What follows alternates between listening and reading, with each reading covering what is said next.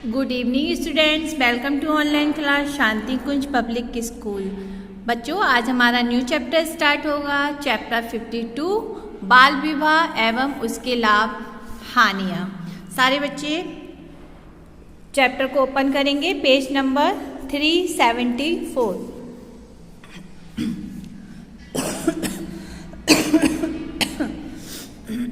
चलिए स्टार्ट करते हैं। भारत में बाल विवाह प्रथा काफ़ी समय से प्रचलित रही है।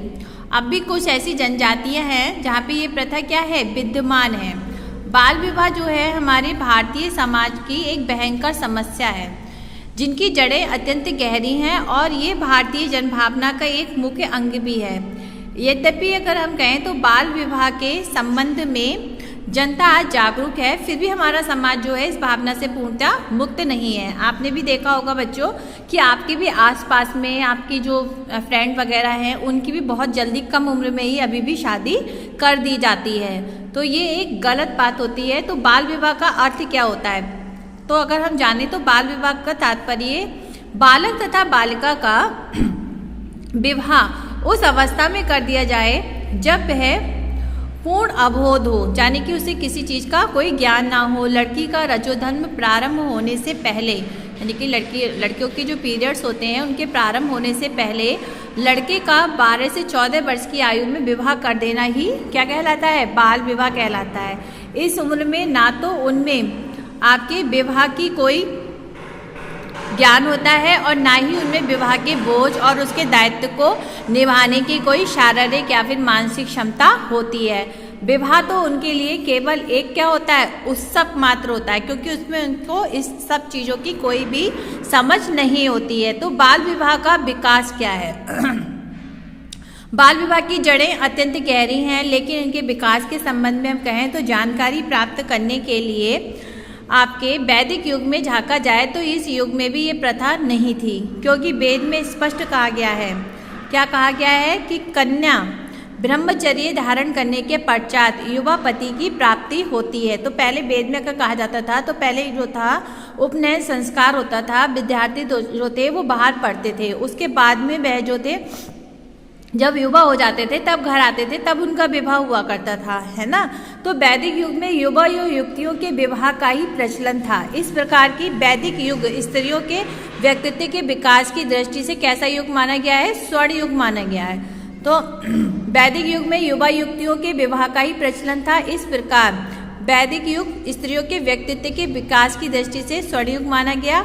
और वैदिक युग में आश्रम व्यवस्था थी। तो पहले क्या था कि आपकी विद्या ग्रहण करते समय ब्रह्मचर्य आश्रम का जो था होता था, तो विद्यार्थी जो था वो पहले ब्रह्मचर्य आश्रम में रहता था, उसके बाद में उसका विवाह होता था तो गृहस्थ आश्रम में, उसके बाद में फिर वानप्रस्थ आश्रम और फिर उसके बाद में आपका संन्यास आश्रम। तो वैदिक युग में जो थे, जो हमारी सामाजिक जो व्यवस्था थी वो आश्रम के हिसाब से थी। तो आपको याद रखना है कि कितने आश्रम होते हैं, 4 आश्रम होते हैं, ब्रह्मचर्य आश्रम, गृहस्थ आश्रम, वानप्रस्थ आश्रम और संन्यास आश्रम। तो 25 वर्ष की आयु तक गृहस्थ आश्रम के अनुकूल मानी गई है। मनु ने भी बाल विवाह को निषिद्ध बताया था, लेकिन बदलते समय के साथ साथ जो हमारा मध्य युग है उसमें धर्मशास्त्रियों के नियम बदलते गए। उन्होंने रजो दर्शन के पूर्व कन्या के विवाह का समर्थन लिया और याज्ञवल्क्य के अनुसार कन्या का विवाह रजो धर्म के पूर्व ना करने पर संरक्षण प्रतिमास एक भ्रूण हत्या के अपराधी होंगे। यही नहीं, स्मृतिकारों ने यहाँ तक कह दिया, सोम काले ते संप्राप्ते सोमो भुक्ते ते कन्यकाम राष्ट्र काले तु गंधर्वो वही हस्तु कुछ दर्शने तस्मादुदता क्षते तनाम यावनम तु मतो भरेत। रोम निकलते ही कन्या का भोग क्या है, शाम करता है। रजो दर्शन होते ही गंधर्व और आपके अग्नि, इसीलिए ऋतुमती होने से पूर्व विवाह कर दें। स्मृतिकारियों ने विवाह की व्यवस्था इस प्रकार दी कि 8 वर्ष की कन्या गौरी और 9 वर्ष की रोहिणी और 10 वर्ष की कन्या और इसके बाद वह रसवाला हो जाती है। जो पिता 10 वर्ष के बाद कन्या का विवाह नहीं करता वह प्रत्येक माह उसका रुधिर पीता है। ऐसा जो था स्मृतिकारों ने कहा था। तो यहाँ पर एक प्रचलित क्या हो गया था कि ब्रह्म पुराण में तो 4 वर्ष की कन्या का विवाह करने का विधान है। ईसा की 3री-4वीं शताब्दी में बाल विवाह ब्राह्मणों में प्रचलित हो गया। 6ठी और 7वीं शताब्दी से लगभग सभी जातियों में विभिन्न सामाजिक परिस्थितियों के कारण इसका प्रचार बढ़ता ही चला गया। भारत में मुगलों के आने पर हिंदुओं की बेटियां जो थीं वह असुरक्षित हो गईं। अपनी पुत्रियों की सुरक्षा के लिए, उनकी कुदृष्टि से बचाने के लिए मध्ययुगीन समाज में बालिकाओं का छोटी आयु में ही विवाह करना उचित समझा जाने लगा। इसके अलावा बाल विवाह में संयुक्त परिवार प्रणाली भी उत्तरदायी है, क्योंकि परिवार का जो कर्ता कन्या का शीघ्र विवाह कर अपने उत्तरदायित्व से मुक्त होना चाहता है कि भाई कन्या का विवाह कर देंगे तो हमारी जिम्मेदारी खत्म हो जाएगी। इसी से छोटी आयु में जो बालिका ससुराल जाने पर उसे अनेक परिवार के सदस्यों के बीच समायोजन करने में आसानी रहेगी। जातिवाद के कारण भी बाल विवाह का विकास हुआ। अब बाल विवाह के कुछ कारण वो कौन कौन से थे? सबसे पहला आपका धार्मिक कारण। भारत की सभ्यता एवं संस्कृति धर्म पर आधारित है। हमारे यहाँ के धर्म इस बात को भी प्रोत्साहन दिया गया कि कन्या का दान यानी कि जो माता पिता करते हैं वह अपने जीवन में 150 अश्वमेध यज्ञों के पुण्य के समान पुण्य का लाभ उठा लेते हैं। यानी कि एक कन्या का अगर आपने कन्यादान कर दिया है तो जो अश्वमेध योग हुआ करता था उसके 150 अश्वमेध यज्ञों का जो पुण्य मिलता है वो एक कन्या के दान करने से उनको मिल जाता है। तो कन्यादान करके बैतरणी नदी को पार किया जा सकता है। तीसरे, पति के घर जाकर पत्नी का रूप लेकर अपने पति को परमेश्वर के समान दर्जा देती है। कौन? लड़की। तो उसके जीवन की मंगल कामना करने हेतु दान पुण्य व्रत आदि करती है। पति के यानी कि अच्छे जीवन कामना के लिए जो लड़की दान पुण्य यानी कि व्रत करती है, दान करती है, अच्छे कार्य करती है। दूसरा, चौथा कारण क्या बताया कि कन्यादान जितनी जल्दी किया जाता है उतनी जल्दी वह अपने पतिव्रता धर्म का पालन कर सकेगी। यही सब धार्मिक कारण है जिससे कि बाल विवाह को प्रोत्साहन दिया गया। फिर स्त्रियों की निम्न अवस्था ये क्या थी कि स्त्रियों की आपकी स्थिति जो थी स्मृति काल के बाद से अत्यंत शोचनीय होती चली गई। उनके मूल अधिकारों पर आपका कुठाराघात होने लगा और उनकी शिक्षा, संपत्ति और स्वतंत्रता आदि सभी प्रकार के अधिकारों से उनको क्या कर दिया गया? वंचित कर दिया गया।